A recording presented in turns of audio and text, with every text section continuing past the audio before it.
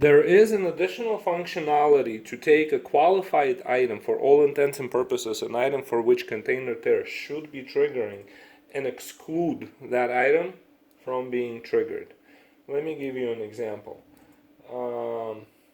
So here we are. Let's say we have a sirloin, right? And that item should get triggered because it's a unit of measure per pound.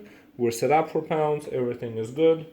So there it is. We are triggering on sirloin. And let's say that it's a small cup. All right.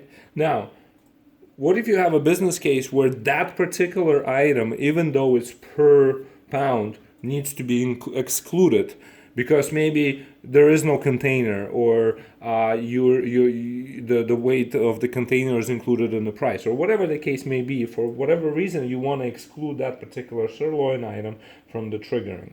And you can do that. You can go to Container Tare, you can go to the settings here and select exceptions. And so we just need to find that item.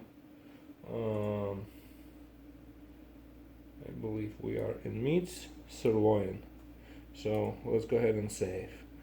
All right, and let's get out. So now when we go, let's go ahead and delete this.